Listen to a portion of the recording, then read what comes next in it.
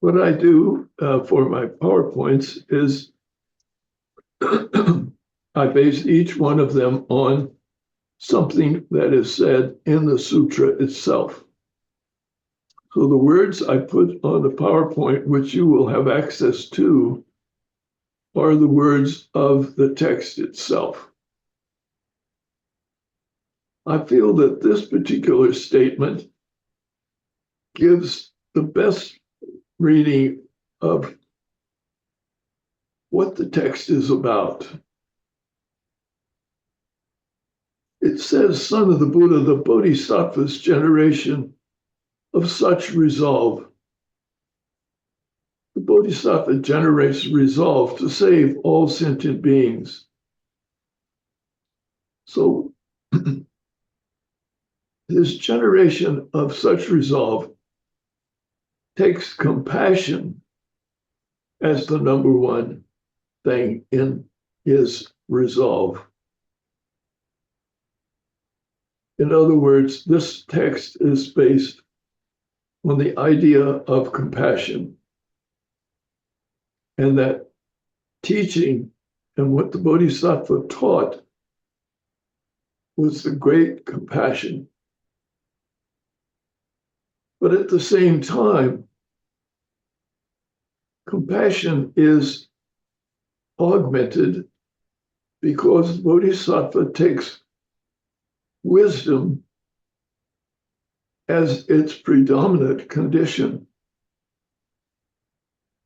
In other words, it's one thing to have compassion, but compassion has to be matched with insight, with wisdom. One can have compassion for almost anything, but compassion, which is matched with wisdom, with insight, is what this sutra is about. It is also included within the Bodhisattva's skillful means of teaching. That is, the Bodhisattva is so skilled at teaching, and that upaya, that teaching, is what is the complete surrounding information for this sutra. And it's not only that there is the ability to teach, the insight to teach, and the compassion to teach, but it is sustained by resolute intentions. Those of you who have taken my course have heard me say this several times, I'm sure. Buddhism is a religion of intention. It is something which is an important fact about Buddhism. I think Buddhism, of whatever tradition, is a religion which is based on intentions. Intentions means, what is it that I intend to do? What is it that I take a vow to do? A lot of times when you read about Buddhists taking vows, that's intention. It's what I intend to do in the future. I take a vow. Now, Buddhism itself does not say to you, here are the commandments. Buddhism never says, I'm going to tell you what to do and what not to do. Instead, I am going to, the tradition of Buddhism is that we come to the place of making vows. And when you make a vow, then we should not break that vow. In other words, if we live by resolute intentions, we live with the vows, then these are aided. All of this is aided by the measureless powers of the Tathagata, of the Buddha. And where does that come from? What we know from the Buddha comes often from the sutras. So that this is what this sutra is all about. And that's why I say it has to do with the human condition. It has to do with compassion, insight, skill in teaching, having resolute intentions or vows, and also being aware of the measureless powers of the Tathagata.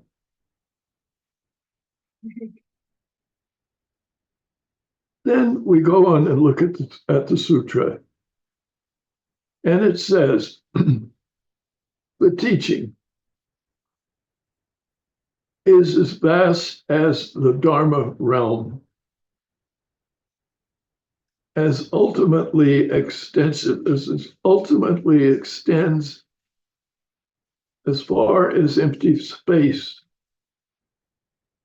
and so enduring as to reach the very end of future time. Buddhism is a religion that also is based on endlessness.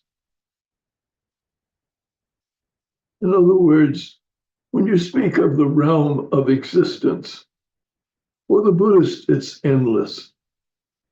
You can never find when it starts. You can never find the first moment, because Buddhism is based on cause and conditions. So if I look at a cause, it cannot be a cause without a pre-existing condition. And so Buddhism can extend endlessly in every direction.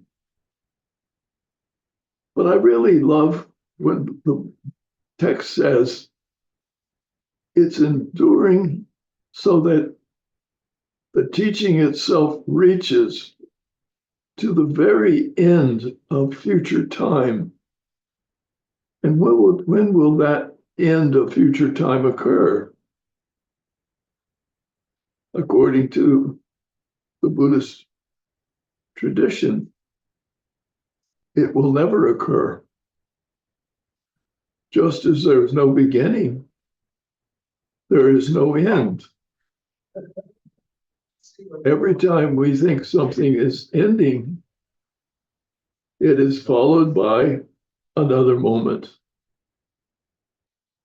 So I often think of this, that the teaching reaches to the end of future time, and future time has no end.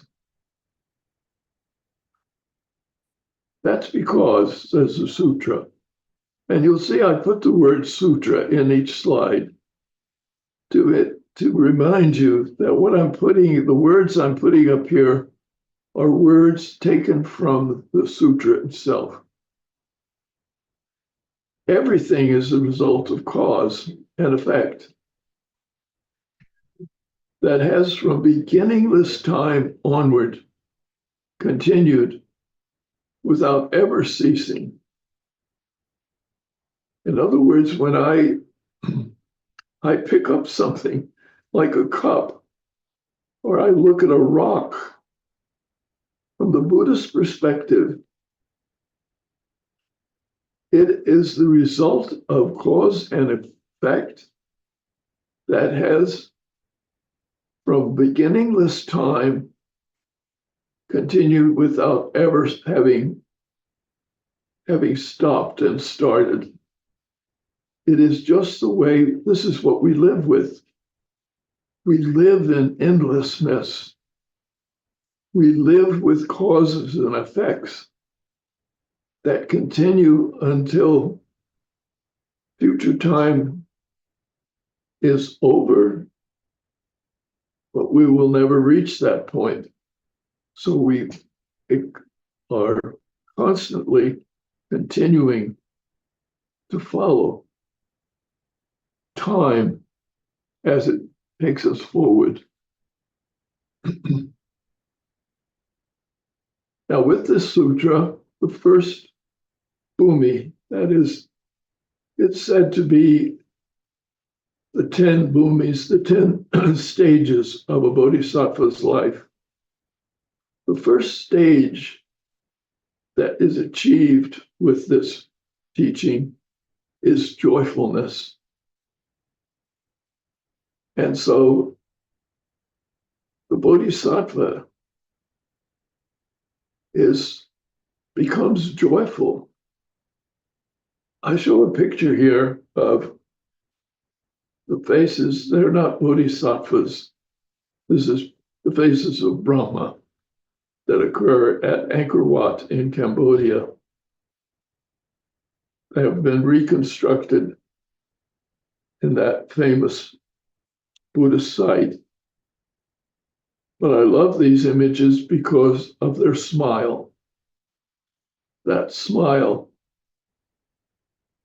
when you're in the presence of these, and they're huge, they're at least 20 feet high. So you stand in front of this and it towers above you. But as you stand there and look at it, you look at this smile. The Buddha is joyful. A lot of people say, Buddhism says, the first noble truth, there is suffering. There is dissatisfaction. And that is for sure the first noble truth. And so a lot of times I've been told by people, Buddhism is a pessimistic religion. It feels that there is only suffering, and that suffering is the biggest thing in life. But when you read this sutra, that's not the case. And I think this is, for all Buddhists, something that they should give thought to. The Bodhisattva starts out and almost immediately has a sense of joy, knowing that things are cause and effect, they are continuing. Instead of that being fearful, it's a cause of joy. Why should we feel joy? Because there's cause and effect. It's because, as the Buddhists say, if you can say the way things really are, then you are speaking the teaching of the Buddha. Anytime you make a statement and it's the way things really are, that is Buddhist Dharma. So that says there is no loss of feeling. There's no depression, but rather, when we understand the nature of things as they really are, it should produce joy. And we'll be looking to find out why that's the case as the course goes along. The Bodhisattva calls to mind the pure perfections. Upaya, which you've just discussed, that is skillful means of teaching, skill in teaching. Teaching is skillful, and part of the skillfulness of teaching is that we have a feeling of oneness with everybody else. We all suffer in the sense that the three great messengers, illness, old age, and death, we are all subject to them.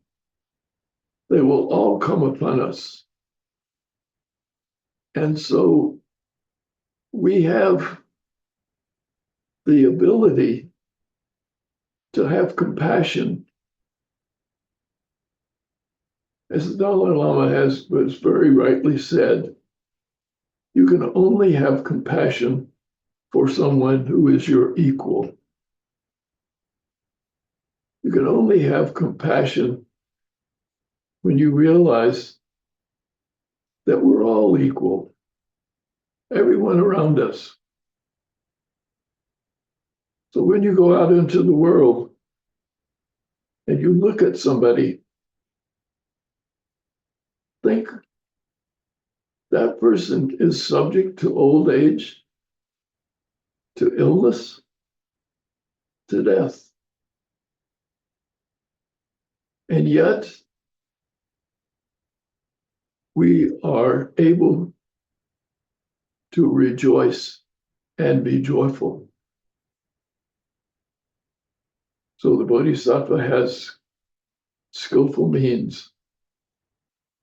That's why one of the things that they say about a Bodhisattva is a Bodhisattva decides to stay and live with difficulty because only by living with difficulty can the Bodhisattva be at one with all human beings. The Bodhisattva does not try to get rid of everything, to get rid of anything that's a problem, to live a perfected life, which is different from all other human beings. Far from it. Far from it. The Bodhisattva is at one with the human condition. And so Bodhisattva makes a vow. Because he's at one with the human condition, when he looks around him and sees how people are suffering, how people have troubles in their life, he has great compassion for them. He understands it. And he makes a vow.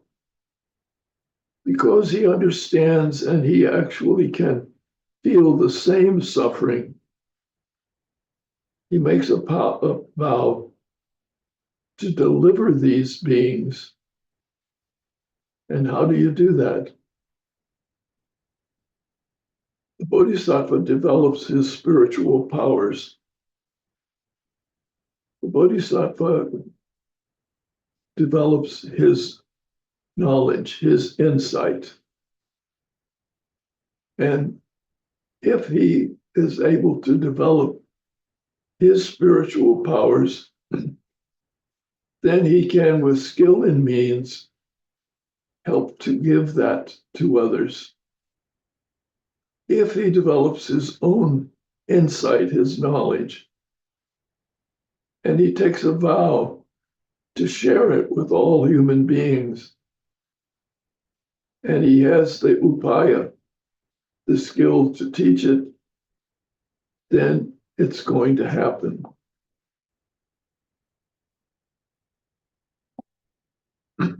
And so the sutra tells us that the Bodhisattva uses the capacities of his mind.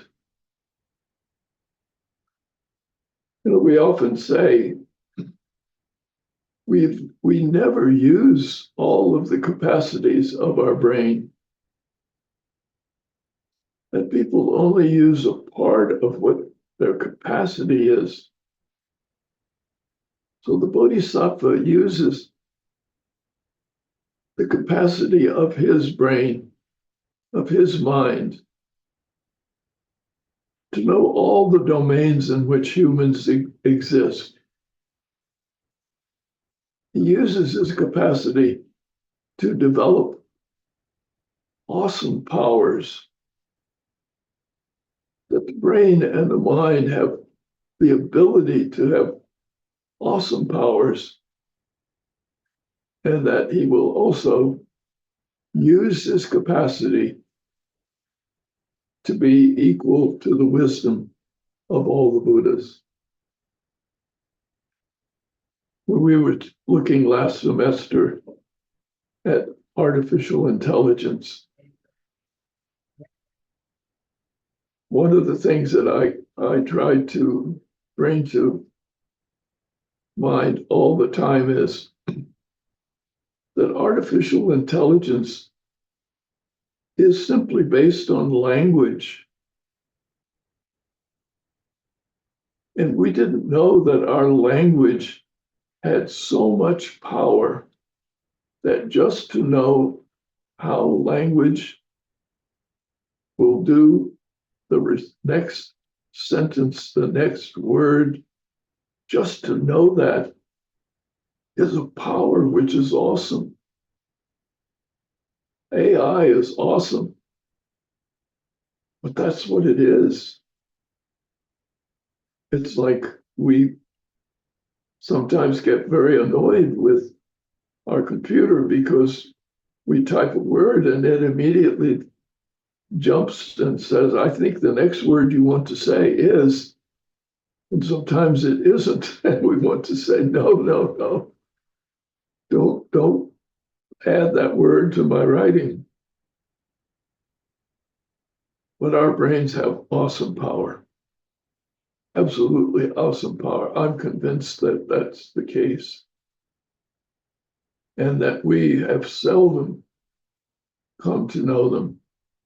So when people worry about artificial intelligence replacing us, that we become lesser, that artificial intelligence is more data than our brain has, that can be happening. But at the same time, artificial intelligence is something which our brain has produced.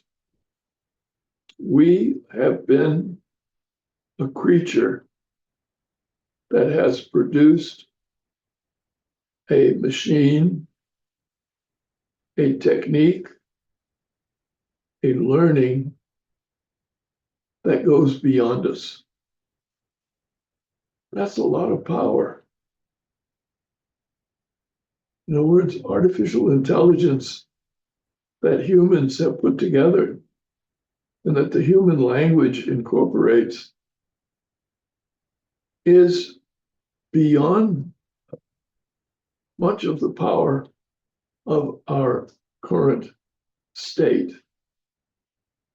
But just to create that is something we should at least recognize in and of ourselves. So when you think about the capacities of your own mind, how far have you taken your own capacity? To what degree have you used the powers that are present in there? Now, the Bodhisattva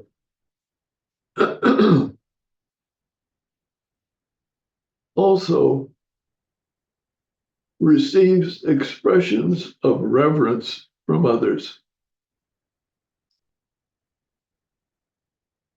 It is something which we all need to think about.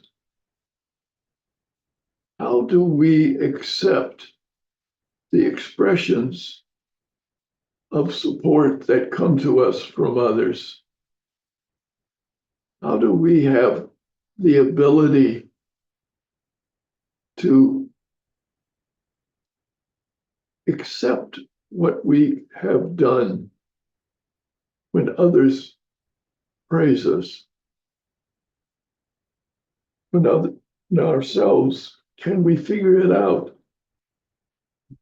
It's not to say that I want people to become arrogant or to feel they know it all, but that we have and we receive expressions of reverence from others. And reverence is maybe not the best word here. We receive the expressions of appreciation from others. When we do something that is hopeful, that is supportive, then we receive it.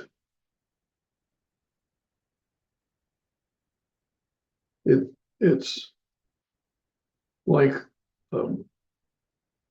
my sister said to me one day. She said she wanted to thank me for something which I did. And I started to say, oh, don't, no, don't. And she said, no, don't dismiss what I'm saying to you. Just say thank you. Just accept this appreciation. Just say thank you. So when somebody approaches and says that they appreciate something which we have done, don't dismiss them. Don't turn your back on it. Just say thank you.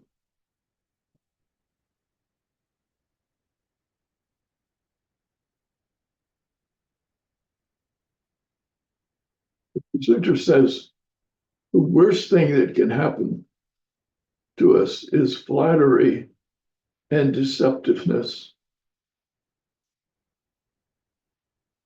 Flattery where we come in contact with somebody who simply tells us things that are more than we have done. I don't want anybody to ever flatter me. You know, flattery is, as the sign says, flattery and praise go in two different directions. To praise somebody when it's a reality, and to say to somebody, what you have just done is really a good thing. That's praise if it's real, if it's true. So I don't want flattery from somebody. I would like to have the ability to recognize when the praise is correct, it's not deceptive, it's not phony. So the Sutra says, the Bodhisattva, when the Bodhisattva teaches us, when the Sutra teaches us, it doesn't do it through flattery or deception. It does it with praise and honesty and straightforward statements.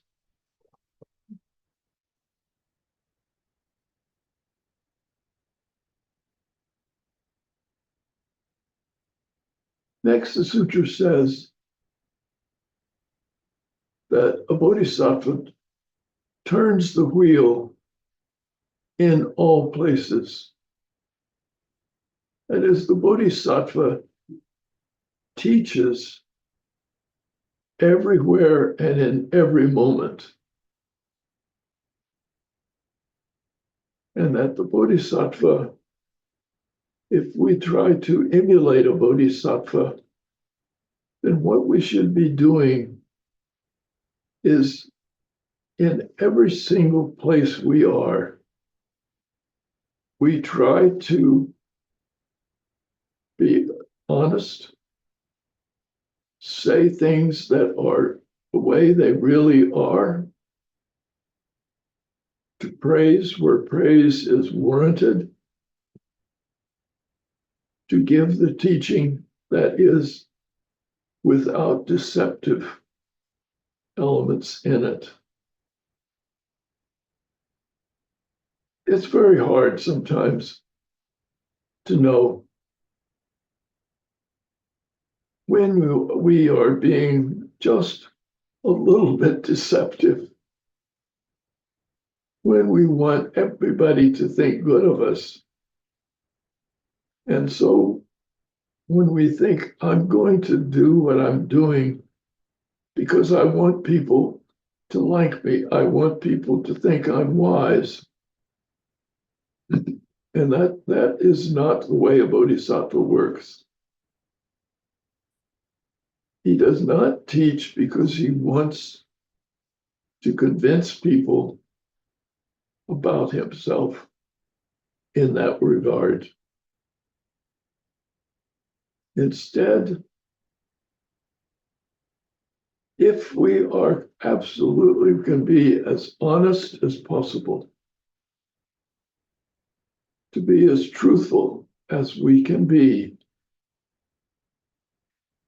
to be as aware of the circumstances around us so that we know what is happening. We know what is the case.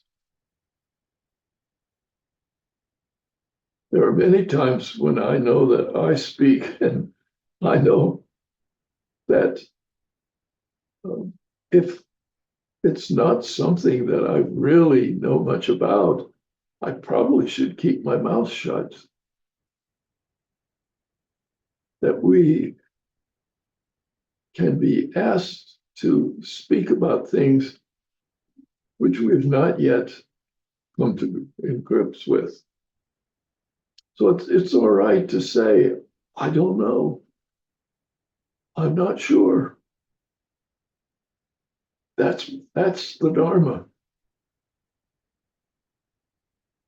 And yet there are other times when we have experienced, we have dealt with life, and we see clearly. Then I think that we can turn the Dharma wheel in every place we are by either speaking the truth of our insights, by expressing the doubts that we have about our insights when currently young people have say it like it is. That's what turning the Dharma wheel in all places, I think, makes such a big difference. Then the next sutra passage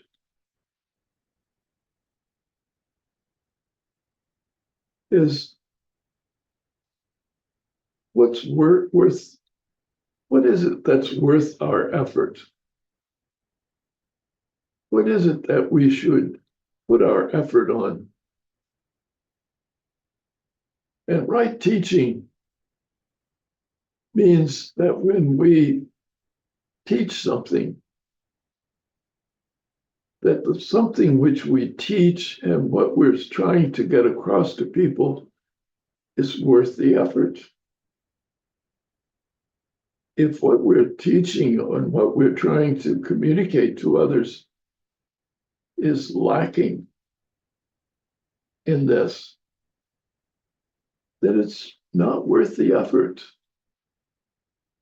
There's no reason for us to put forth a lot of effort to teach something which is not true, which is not compassionate, which is not insightful. I don't know how you are about it, but I am constantly questioning myself about what is it that's worthy of effort? What is it that makes it worthy of an effort? And maybe somebody as old as myself becomes a little more sensitive to this because we have less energy. And because we have less energy, you've got to make sure that how you use your energy is worth the effort. When you're young, you can run and play and bounce and never run out of energy. You look at a child and they just have enormous amounts of energy and they keep using that energy. But when we come to later life and the energy gets less, then we have to begin to make decisions on what is it that we should do that will use up our strength. I love to teach. I've always felt that teaching was worth the effort. But I also know that I have to be very, very aware of why I'm teaching something. What is it that I'm trying to do when I teach? Do I have an agenda which I have hidden from myself or from others, and that I'm teaching in order to win approval or get praise, instead of teaching as being something that is worthy of the effort which I'm going to put forward? I have a visitor coming. He's 4 years old, and he never stops. He runs all day long. He's so energetic. And I've been trying to think, what can I teach him, or how can I deal with this energetic child? And I think the answer is that I'm going to take him to a nearby park, which has acres and acres of trees and grass, and say to him, run as far as you want. Go ahead. Do what you want to do, in the sense that your body and your mind and everything in you is saying, run, run, quick, go. You've got the energy. You can do it.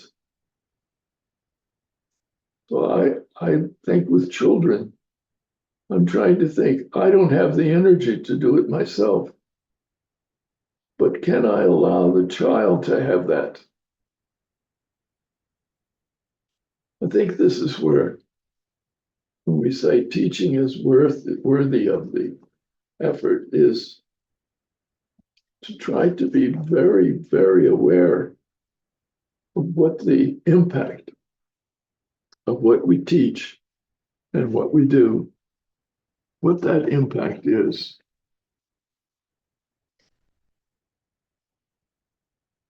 Now, the Sutra says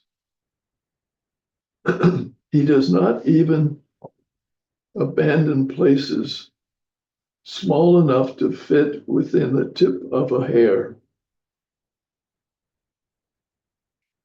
This, I think, he's saying to us, the Sutra is saying that when things look small to us, when things look insignificant, when things don't result in great benefit to ourselves, we sometimes put them aside.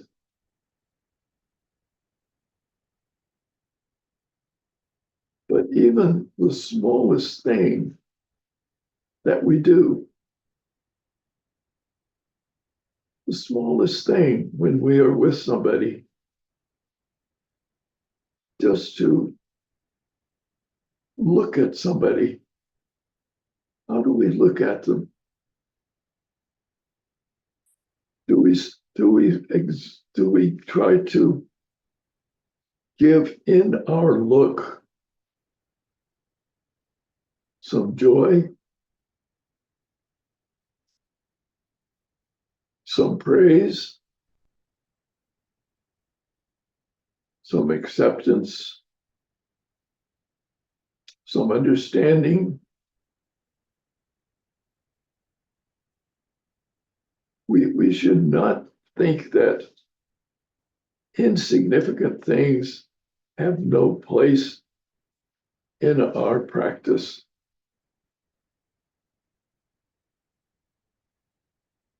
So tonight I went to the temple here at Shilai, a banquet for the staff, a New Year's banquet. And I realized how many little things were taking place in that room, at those tables. The way people offered to others. We did hot pot cooking. Everybody at the table ate from the same pot. How did the food get distributed to people? How did the food get put into the hot pot? How did people look at each other? How did they treat one another? Nothing was too small in terms of the impact on everybody who was in that room. And you could see that there were times when people's faces would light up with joy, and other times when you realize that they were waiting for something to happen and it wasn't happening. I really loved it because there was one of the staff was there with her child, a little girl. And the little girl saw a pizza box. And instead of the hot pot, there was this pizza box. And you could tell she really wanted a piece of that pizza. And I watched to see, would she get the pizza?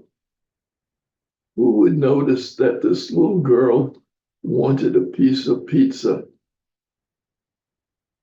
And finally, one of the nuns walked by and said, "Oh, do you want some pizza?" And the little girl's face just lit up.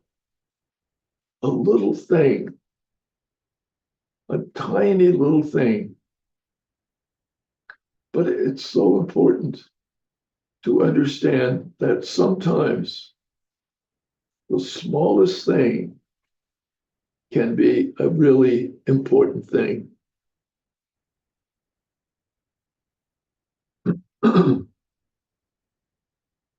And so I think this sums it up.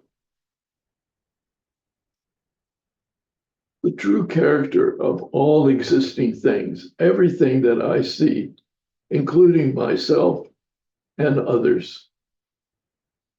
What is the true character of every existing thing? It is sometimes an inability, it is always the case.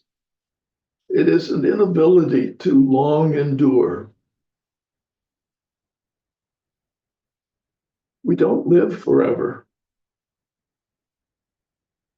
We live moment to moment. So we have an inability to hold on to things because we're living moment to moment. And existing things, because they are moment to moment, we think they're solid, but they're moment to moment. And they give us no refuge. They don't give us any protection. Instead, says the Sutra, existing things are often ablaze with the three poisons: desire, hatred, and delusion.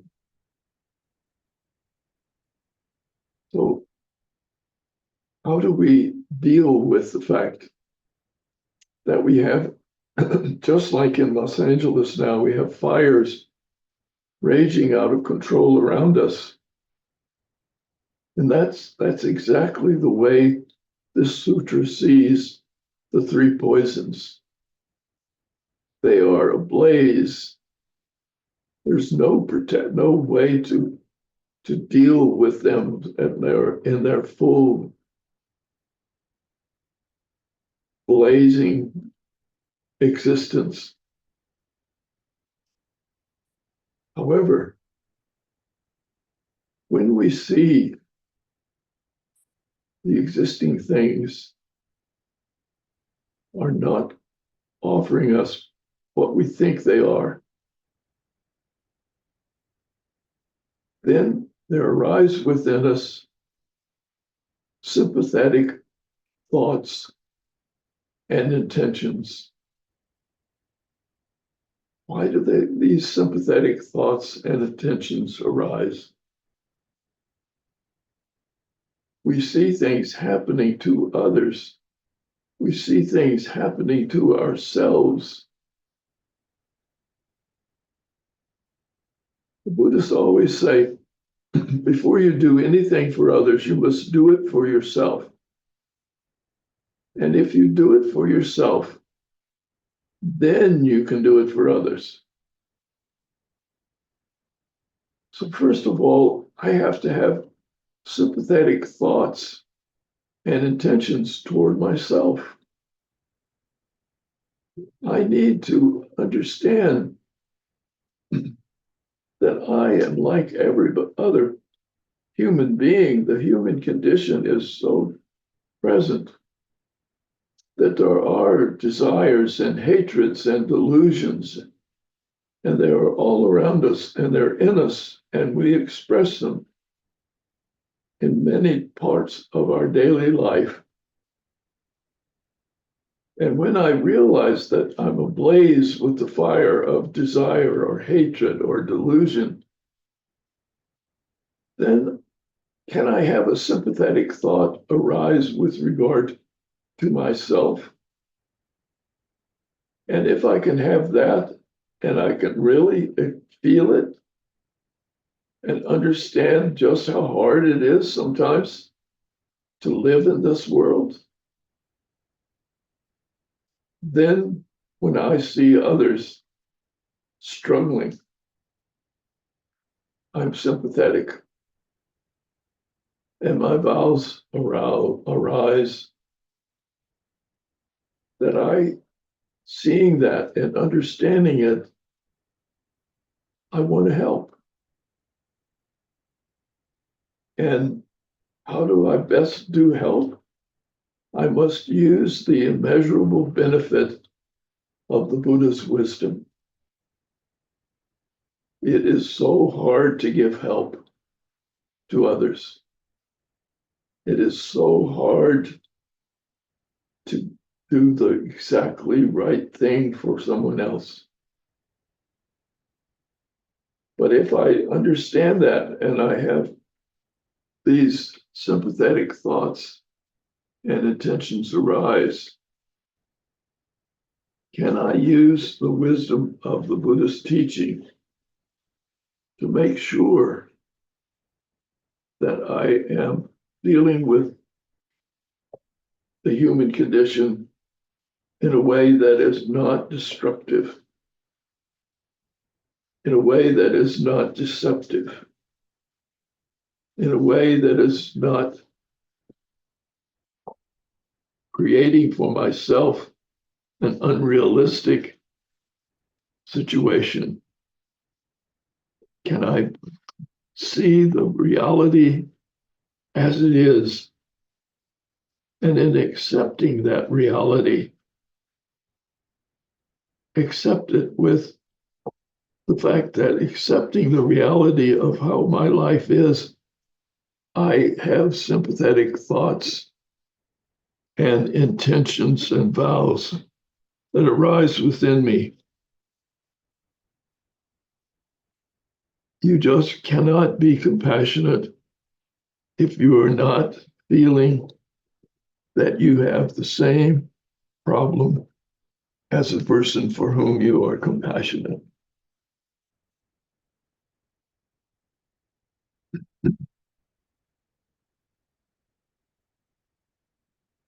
Now, the Sutra tells us that there are those whose thoughts are constantly involved with miserliness and jealousy. I thought I might change that word miserliness, and then I thought, no, being a miser is something which we all have, and we don't like to face it. Miserliness is the feeling of there's not enough. There's not enough money. There's not enough energy. I don't have enough time. I don't have enough wherewithal to lead my life as I want to lead it. And yet, when I do that, I'm also struggling about the jealousy that arises because someone else gets attention. Someone else is led to succeed. And it's very hard at times to see somebody else have what we want so much and which we may not be able to attain. I have to say that as a teacher,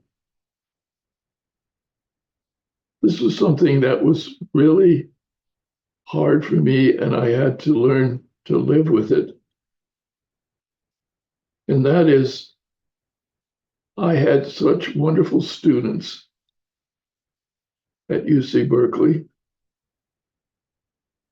and many of them have gone on to become much more famous and much more accepted in the field than I ever was.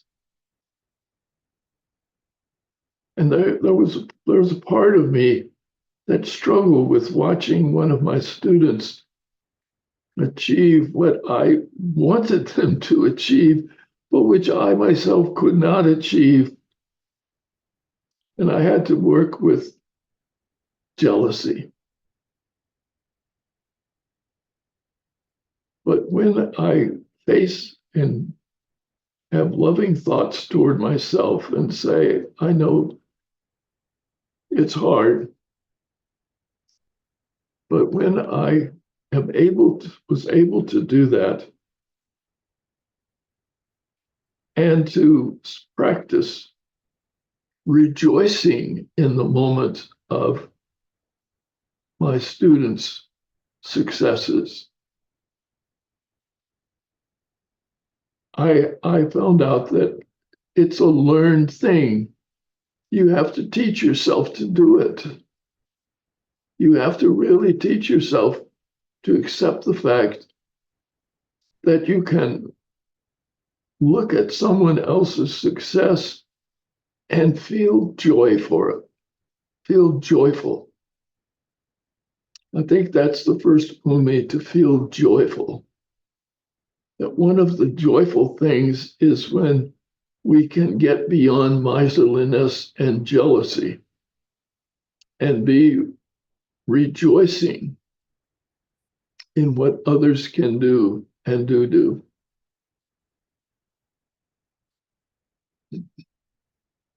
So the Sutra says,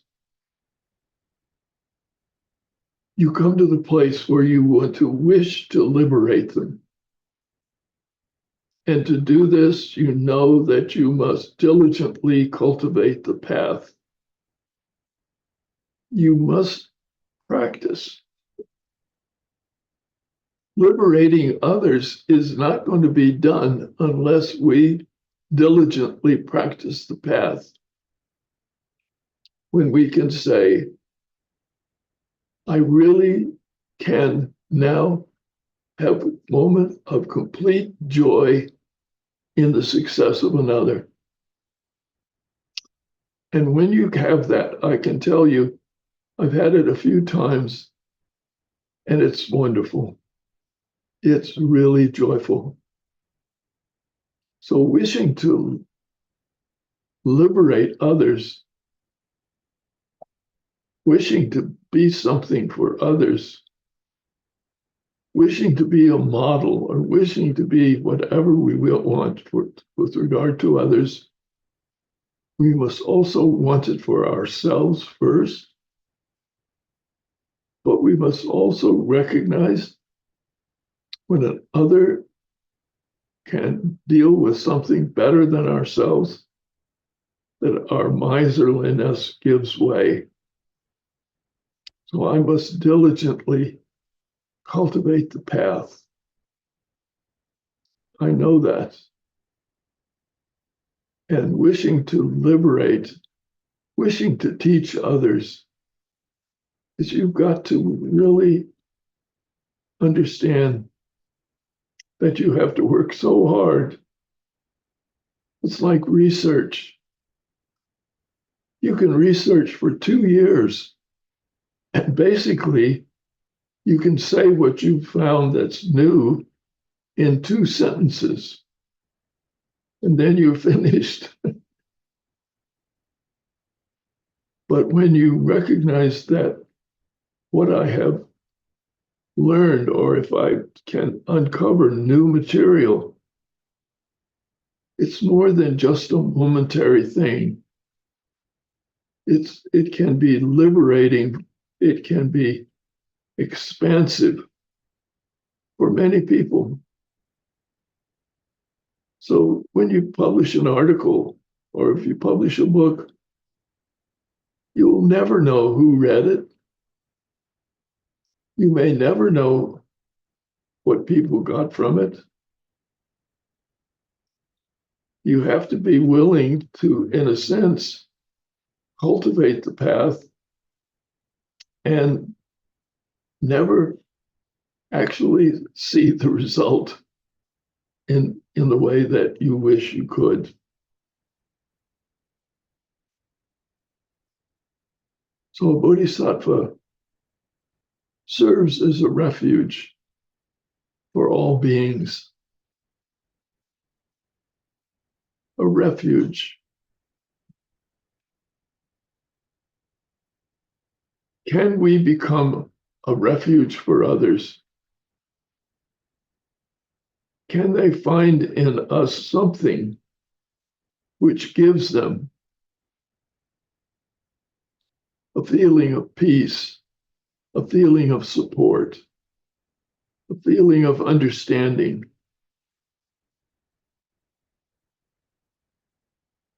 Being a parent, it's really difficult in any case. But can I, as a parent, ever come to be enough of a parent that I become a refuge? My children see me as a refuge, not to hide behind, not to limit them from what they themselves must find and do, but a refuge from which they look out, a refuge from which they leave home, a refuge from which they can move into a greater and a more productive life. So if you're going to guide somebody, if you're going to guide, then you need to have walked that road yourself. You need to know everything about the road that you're going to guide people on, that you possibly can know. You can never know it all, but you try to know enough to make sure that you have the ability and the assurance that this path can produce the results which you want and which they want. And so finally, the sutra comes to us and says, after all this effort, after everything that we do, you understand nothing was done. Nothing has been undergone. We have to understand that the nothing here doesn't mean a blank. It doesn't mean a zero. But that nothing that we think was done remains and is seen in the same light. We come to the understanding of this sutra. Nothing has been done in the way that we thought it was. I can never see the world again as I did before. And the very idea that I had of what the world was is completely revolutionized by reading the sutra. And so nothing that I thought it was done was actually what was done. It was something else. And as I begin to know what that something else is, then I am able to say that I'm dealing and able to handle the Dharma and the way things really are. I'm going to stop here. As always, I like to have questions. Let's come back together. Express whatever thoughts you have. And as I've said to you, you can disagree with me. I like it sometimes. I should like it all the time, I suppose. But how do you feel when you hear? I mean, this sutra is very profound. Don't think that you can get away easily with this sutra and that one reading is going to do it for you. Don't even think that one class is going to do it for you either. Whenever I hear somebody say, well, I think I've pretty much know everything that Buddhism has to teach, I want to say to them, read the Daśabhūmika Sutra and tell me again that you know exactly what the sutra is teaching and that you never have to worry or fret or deal with the many issues of human condition and how it is dealt with by this sutra. So the floor is open.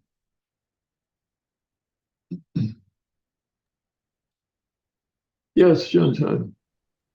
Well, so I would like to give my feedback. So every time I heard and Professor just also mentioned the Bodhisattva, they choose to live with the sentient beings, to live in difficulty. I always feel very touched because in Mahayana tradition, the Bodhisattva is always there, and they are living in a human condition, so they understand us. So I feel that every time I heard this, I really feel touching.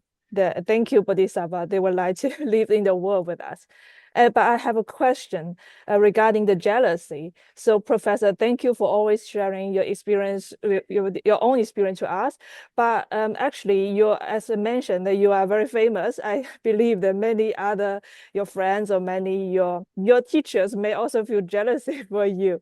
But it's also the same to us. So, in life, actually, we may feel jealousy for others, but sometimes we always get jealousy from others. So. We don't want to be arrogant, but sometimes it will be embarrassing or you don't know how to deal with it because I don't want to be too good for you. So my question is, how would you handle it if you feel that someone is jealous with you? And so maybe he or she will have some interaction. You feel very difficult to get along with it. So that's my question. Thank you. Oh, I like this class. They ask such difficult questions. But that's good. I want the difficult questions. Well, someone like myself, I've lived so long and I've done so much, and I've been really blessed by my genes so that I can continue to write and to publish and long after most people have to stop. I've been really blessed. And so what happens if I feel that somebody looks at me and feels they're really jealous, they wish they had what I have? I want to say to everybody,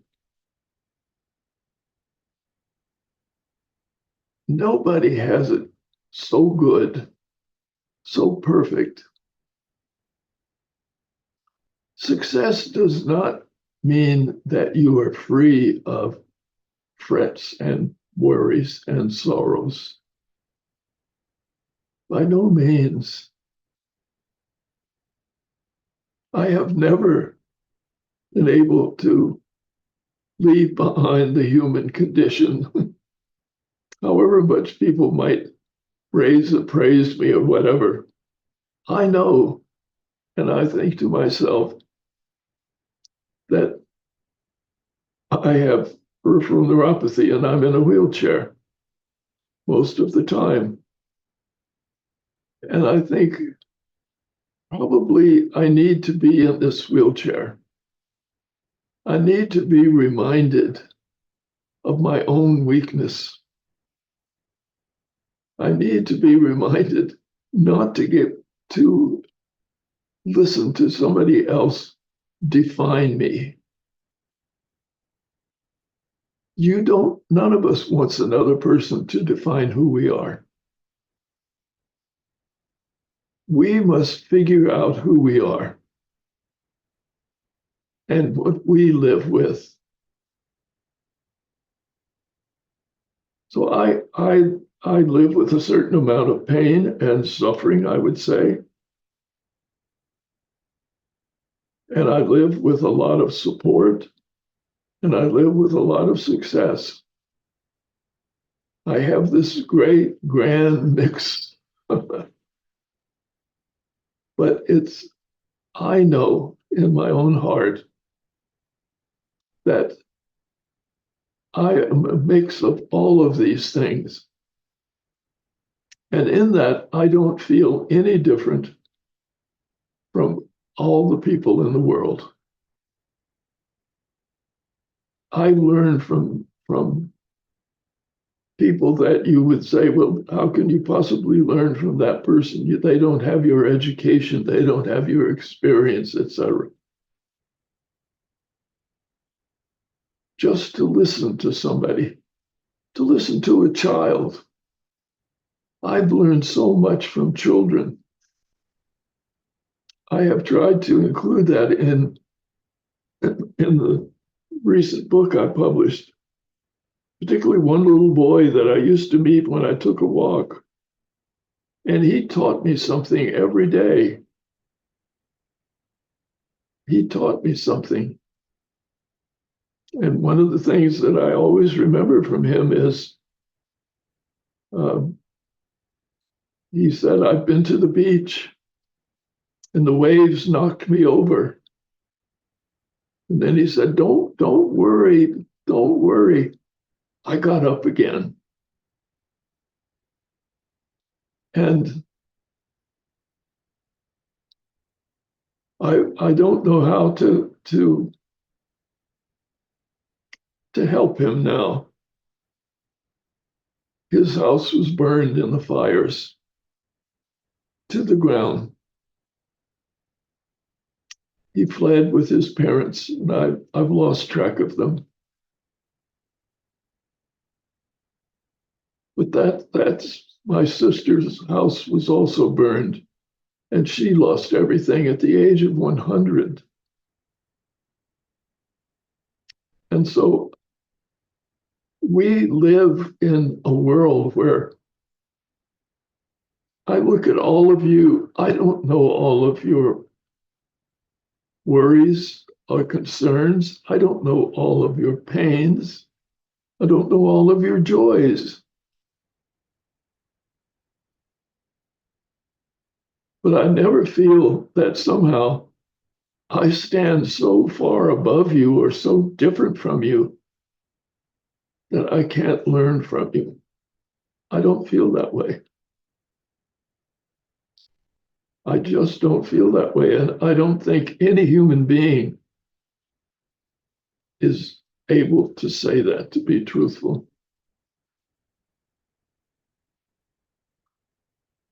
So if people feel jealousy or think they know what my life is like,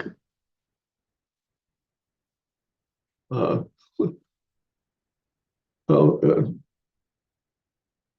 Chris helps take care of me. And he knows me as perhaps very few people who see me, because he helps me survive. And fortunately, he has his own life too. And people who come to see me, I appreciate it. But nobody knows us like we know ourselves. And if we don't know ourselves, it's time we started to know ourselves and to look deep within and to find. And when we do, I can tell you that I think anybody who is really honest about themselves can never say that they are superior to others.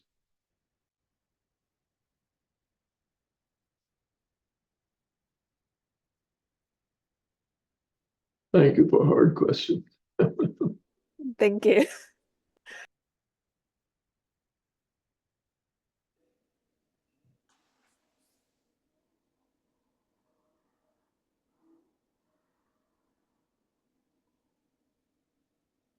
Any other question?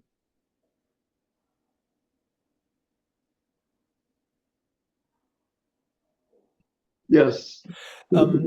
This is a little bit off the topic. If no one asks any question, I just found a research paper from two professors from Caltech.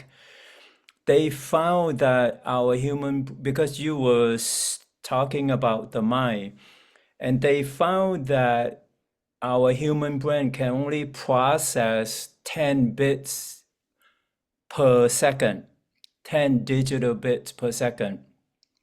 At the same time, our body, our sensory body, receives 1 billion bits per second. So the question that they pose is that how does the brain know which data to filter? And then the rest of the data that the body receives, to me, like where did it go? And we can communicate at 40 bits per second, according to the research. So so that means that our mind can hold one thought at a time at any moment. I mean, this is very interesting. And also, let's say a fast typist, right? He or she could type 120 words per minute. But when you calculate it, it still comes down to 10 bits per second. And the problem that our society faces right now, or even the world, the houses that we build, the roads, the highways, they have been built for 10 bits per second. But the cars that we build, they go fast, right? That's why we have all the accidents. Try, you guys know it. Try driving and texting at the same time. Please don't. No, yeah, that's right. Like, or even like try having two people talking to both of your ears and see how your brain can process. Your brain cannot process anything. I went to a mental health training back during the pandemic. They did an exercise, that tried to duplicate people with mental illness, and they had two people talking to my ears, and my brain could not take anything, and it was really freaky.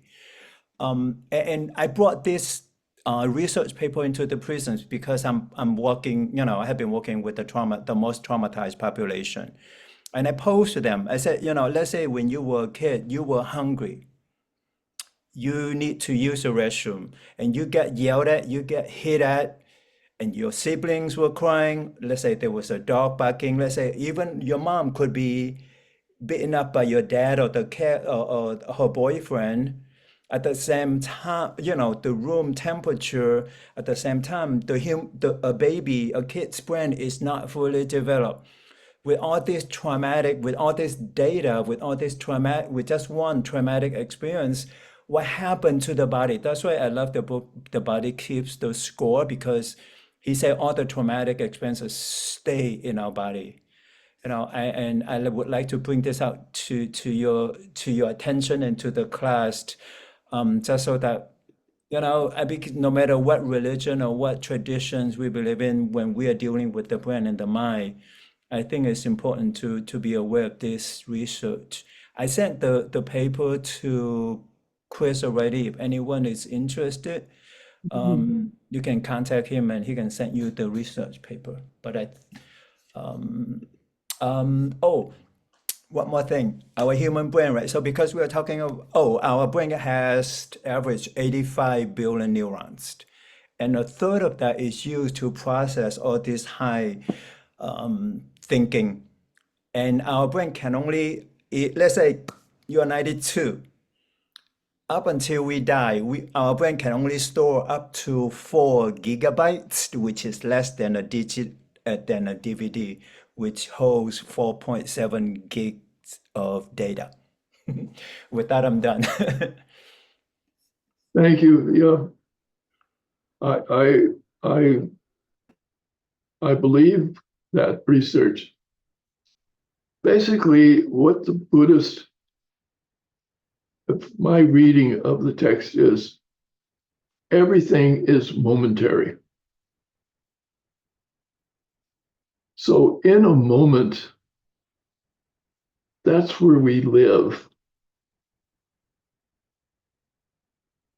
We can only live a moment at a time. Now, the brain selects the thought that we have in that moment. And how it does it, I think, is still somewhat of a mystery, at least to me, and probably will remain so.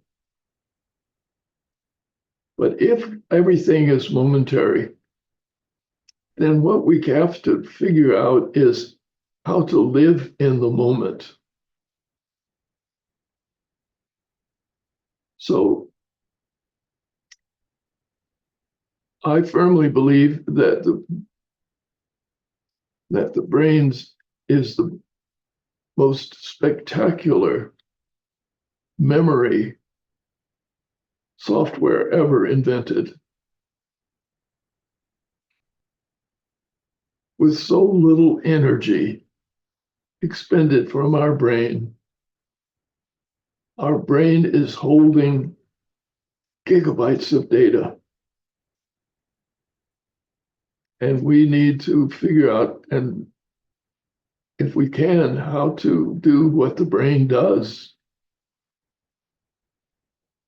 We still don't know how it stores all that memory and uses so little energy. And if we could ever develop a machine that would do that, and maybe we will, when we do that, we will have an enormous, interesting thing to work with. But for the moment, as you've said, we've got our brain, and I do not discount the brain. I do not discount the human brain at all in this. I think it's still one of the most remarkable things that nature has ever produced. So we have to figure out in this moment,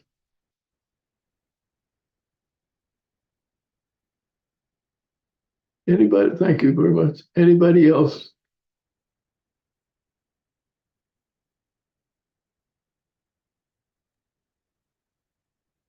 Yes, Samantha. I kind of have a question. I'm not sure if I can fully articulate it yet, but we mentioned like the human condition a couple times in class. And I think it kind of goes back to like the first noble truth about like suffering and things like that.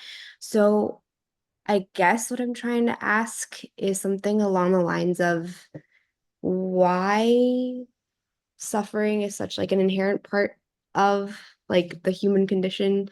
And because there's also like the opposite side with like joy and stuff like that, but that doesn't seem to be as big of an emphasis, or at least like that's not something, I don't know, just like it seems like there should be an equal amount of like joy and suffering, but it seems like we have, as humans, we have a harder time obviously like dealing with the suffering aspect. But I just wonder why, if there is like a similar comparable amount of both in our lives, so why it seems like the suffering portion takes up such a bigger part of our brains and our lives and stuff like that. I think that's kind of the question I'm trying to ask.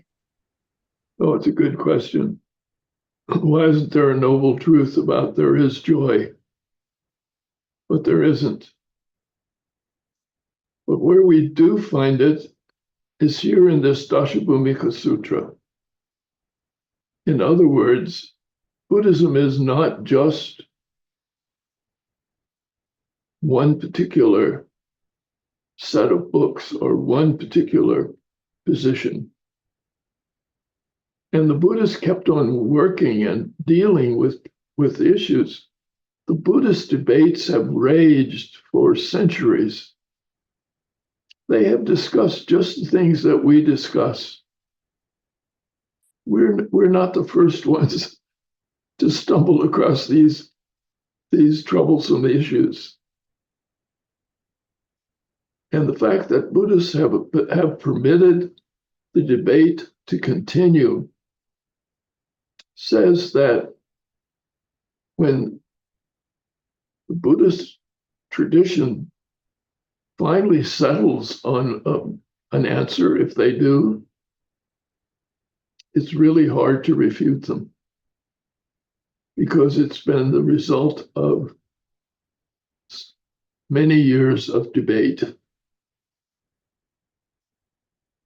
And there's no better way to straighten out your thinking than to have a really good debate where you have to defend yourself. You have to figure out how to deal with the questions that are put before you. So in that sense, I would say, while it's not in the Four Noble Truths from the earliest Buddhist texts, the Buddhists kept on working at this.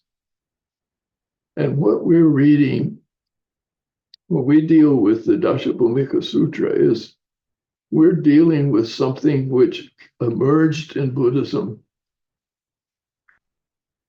like 1,000 years after the time of Shakyamuni. And so if Buddhism has in the past kept on debating and kept on growing and kept on developing, I think that's why it's still present in the world today. And I think the debates are still raging within Buddhism. And people are still trying to decide, is it better to have faith in the Pure Land or to practice meditation? That debate has never been settled in Buddhism. It's going to keep on going. It's going to keep on being debated. And